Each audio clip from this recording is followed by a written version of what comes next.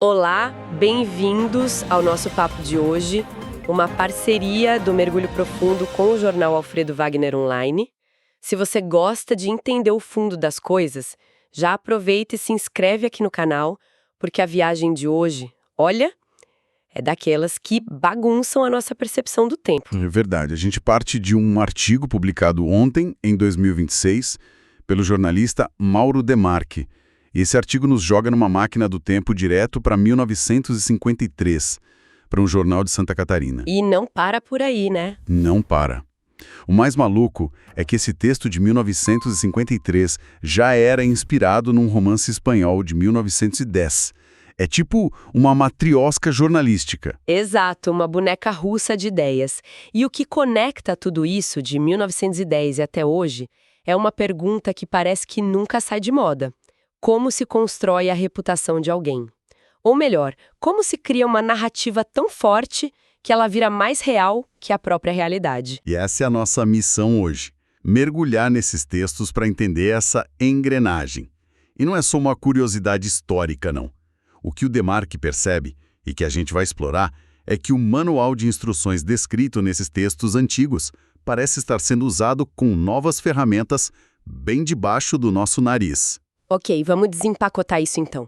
O ponto de partida é essa sensação incômoda que o Mauro Demarque descreve ao ler o artigo de 1953. Ele sente que, apesar da linguagem antiga, o texto está falando sobre agora. A raiz de tudo é um livro chamado A Opinião Pública, de um romancista espanhol, o Eduardo Zamacois. Qual é a grande ideia dele? Então, a tese dos Zamacois, que o jornalista de 1953 captura de forma brilhante, é quase um soco no estômago do nosso ideal de racionalidade. Ele diz que a opinião pública não se forma analisando fatos. Ela se forma a partir da criação e principalmente da repetição de uma lenda. Lenda? Não no sentido de folclore, claro. Não. É a construção de uma imagem, de uma história sobre uma pessoa. Entendi. Uma narrativa poderosa, simplificada e, acima de tudo, cativante. E o ponto que faz tudo virar de cabeça para baixo, tanto em 1953 quanto hoje, é este. A lenda não precisa de um grande feito para nascer. Ela nasce da insistência. O que a sustenta não é o mérito, é a repetição. Peraí, isso é muito forte. Quer dizer que a verdade não importa tanto quanto o volume. É quase como se a opinião pública funcionasse por eco, e não por análise. É exatamente essa provocação. Zamacois descreve um fenômeno de ressonância, uma ideia lançada no ar e repetida por vozes diferentes, em lugares diferentes. Com o tempo, o eco constante cria uma ilusão de verdade, de consenso. O eco se torna mais alto e mais convincente que a voz original. E o que me parece mais assustador nisso, e o Demarque aponta bem, é que não precisa ser um plano super sofisticado, uma conspiração de cinema. A lenda floresce quando as pessoas simplesmente param de questionar, né? Exato. A fadiga do pensamento crítico é o solo perfeito para a lenda. Pensa no nosso dia a dia hoje em 2026. A gente é bombardeado por informação. Nesse caos, a narrativa mais simples, mais emocional e, claro, mais repetida tem uma vantagem enorme. Não por ser verdadeira, mas por exigir menos energia do nosso cérebro para ser aceita. Certo, então a teoria é essa. A repetição cria a realidade, se aproveitando do nosso cansaço, mas como isso funciona na prática? O artigo de 1953 que o Demarque encontrou é quase um manual de instruções disso, um estudo de caso da vida real. É um estudo de caso perfeito assinado por um certo AFS. Ele pega a teoria dos Zamacois e aplica diretamente a um político de Santa Catarina da época. Ele começa dizendo: faz tempo, criou-se em nosso estado uma dessas lendas em torno de um homem e de um nome. Contavam-se coisas de fazer vibrar uma pedra. A gente já sente o tom da coisa. De fazer vibrar uma pedra. Nossa, que imagem! E como era essa lenda? O que ela prometia? Prometia tudo. O autor descreve o político como um estadista. Um homem de larga visão, dinâmico. A narrativa era do salvador da pátria. Um governo que traria felicidade geral, com finanças perfeitas, educação exemplar, ordem absoluta. Aquela imagem do gestor infalível. E o povo comprou a ideia, claro. Totalmente. O autor de 1953 usou outra citação dos Amacóis para descrever o processo, dizendo que a lenda crescia com aquele desembaraço de voo que não encontra empecilho. É uma metáfora linda para algo que ganha vida própria e se torna imparável. Exato. E a consequência, como era de se esperar, foi a eleição desse homem para o governo do estado. A lenda virou realidade política. E o que acontece quando a lenda assume o poder? A realidade correspondeu à promessa? É aí que o artigo vira uma tragédia. O autor descreve uma segunda fase, a do contraste brutal. Ele menciona um episódio simbólico de um monstruoso bolo distribuído ao povo, que comeu com esperança. E logo depois veio o que ele chama de tristíssima revelação. E a linguagem dele muda completamente, né? Muda da água para o vinho. Ele crava, sem meias palavras, só lenda, pura lenda, somente lenda e nada mais. E então ele lista as consequências de forma quase visceral. Choro, lágrimas e lama, injustiças, calamidades de toda espécie, penúria, tudo. É a descrição da queda de um sonho. Uau! A queda é abrupta. Mas uma coisa me intriga.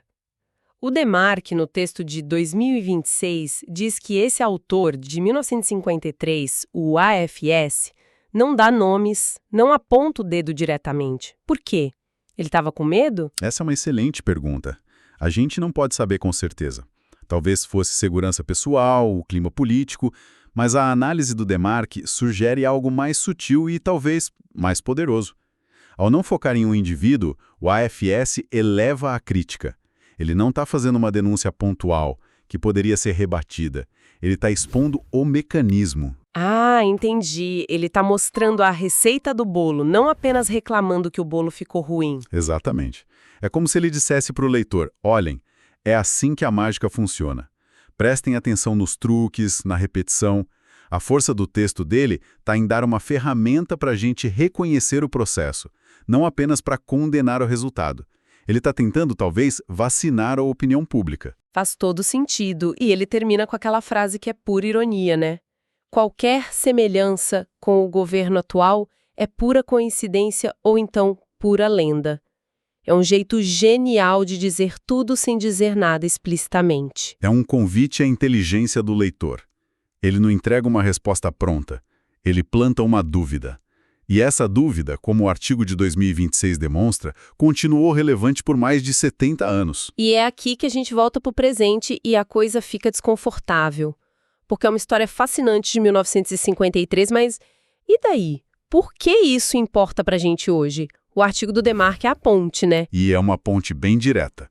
Ele praticamente diz, mudaram os meios, mudaram os ritmos, mudaram os nomes. Mas a nossa disposição para engolir uma narrativa confortável, em vez de encarar uma realidade complexa, permanece a mesma. Ok, vamos explorar essa mudança nos meios. Em 1953, como uma lenda se espalhava? Jornal, rádio, boca a boca na praça, certo? Isso, e o que o autor chamou de silêncio cúmplice.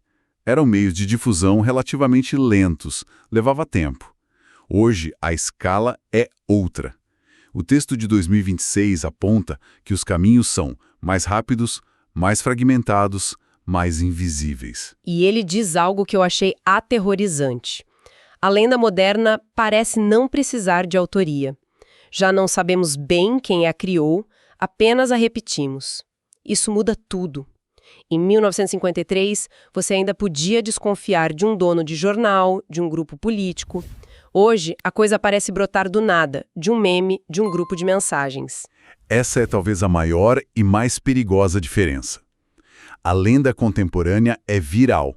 Ela pode emergir de forma anônima nas redes, ser impulsionada por algoritmos projetados para maximizar o engajamento, geralmente pela emoção, não pela razão, e se espalhar pelo mundo em minutos. A fonte original se perde. Se perde completamente na névoa. Mas o eco se multiplica exponencialmente, e cada um de nós vira um repetidor. E isso me leva a outro ponto que o Demarque levanta e que eu não consigo parar de pensar. Ele diz que, no fundo, não existem vilões caricatos nesse processo. Não é só alguém maquiavélico nos enganando. A lenda só funciona porque ela é acolhida por um público que quer acreditar nela. Essa é outra metade da equação e a mais desconfortável. Não existe lenda sem uma plateia receptiva.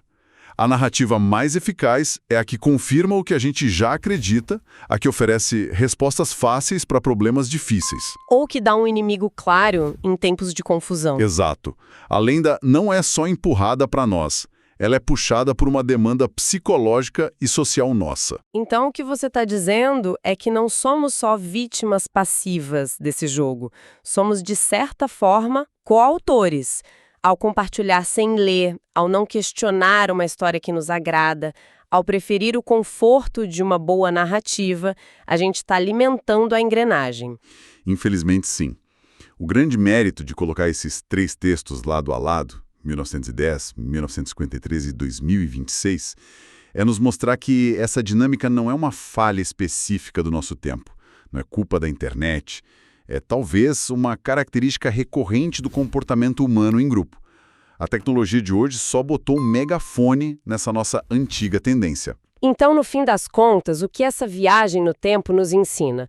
Para mim, fica claro que essa mecânica de criar opinião com narrativas é quase um padrão humano. A tecnologia muda, a velocidade aumenta, mas nossa queda por uma boa história, mesmo que ela nos custe caro depois, parece ser uma constante. E é por isso que esses textos antigos são tão valiosos. O objetivo deles não é nos fazer apontar o dedo para o passado e dizer, vejam como eles eram ingênuos. O objetivo é funcionar como um espelho. O Demarte tem uma frase ótima sobre isso. Ele diz, talvez por isso esse artigo antigo ainda incomode. Ele não acusa o passado, ele nos observa. Ele nos observa. Essa imagem é muito poderosa. Não somos nós olhando para a história num museu. É a história nos olhando de volta e talvez reconhecendo os mesmos padrões em nós. E isso nos leva à reflexão final que o artigo de 2026 propõe, que é o verdadeiro soco no estômago de toda essa discussão. Exato. Depois de toda essa análise, a pergunta que realmente importa não é sobre as lendas que foram criadas em 1953 ou em qualquer outro momento do passado. E qual é a pergunta? A pergunta é, quais são as lendas que nós estamos ajudando a sustentar agora, nesse exato momento? E mais importante, será que ainda temos a capacidade ou a vontade de distingui-las dos fatos? Uma reflexão pesada, mas necessária para a gente fechar. Para quem quiser ler o artigo do Mauro Demarchi na íntegra e encontrar outras análises como essa, é só acessar o site do jornal Alfredo Wagner Online. Claro, não se esqueça de seguir o canal Mergulho Profundo para não perder nossos próximos papos. Obrigada pela companhia.